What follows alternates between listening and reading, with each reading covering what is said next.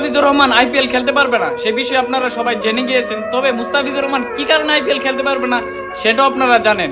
এক পর্যায়ে আইপিএল থেকে মুস্তাফিজুর রহমানকে অপমান করা হলো, কারণ তাকে এত কোটি টাকা দিয়ে ডেকে নিয়ে মাঝপথে তাকে না করে দেওয়াটা কতটা লজ্জার বিষয় সেটা একমাত্র আমরা বাঙালিরই জানি। তবে আমার কথা এখানে, একটা মুস্তাফিজুর রহমানকে ওরা দলে জায়গা দিতে পারতেছে না। সামনের মাসে যে টি-20 বিশ্বকাপ, বাংলাদেশের যে প্লেয়ার গুলা ইন্ডিয়াতে যাবে তাদের কি কিভাবে আশ্রয় দিবে? তার মানে ওরা পাকিস্তানের মতন আমাদের কি বাইরের দেশে খেলাবে? না ভাই, ভারতেই খেলাবে। কারণ যদি বাংলাদেশের টিম যদি ইন্ডিয়াতে না যায় বা ইন্ডিয়াতে না খেলায়, ইন্ডিয়ার লস। কারণ ইন্ডিয়াতে দুই দেশের প্লেয়ার, বাংলাদেশ এবং ভারতের প্লেয়ার ইন্ডিয়াতে খেলবে না। সেই কারণে যদি আইসিসি বোর্ড যদি ইন্ডিয়াতে বিশ্বকাপ না খেলায় তাহলে ইন্ডিয়ারই লস হবে। আমার প্রশ্ন এখানে যে এক মুস্তাফিজুর রহমানকে তারা ইন্ডিয়াতে বয়কট জানালেন, তাহলে আমাদের যে সামনের মাসে প্লেয়ার গুলা খেলতে যাবে তাদেরকে কি করবে?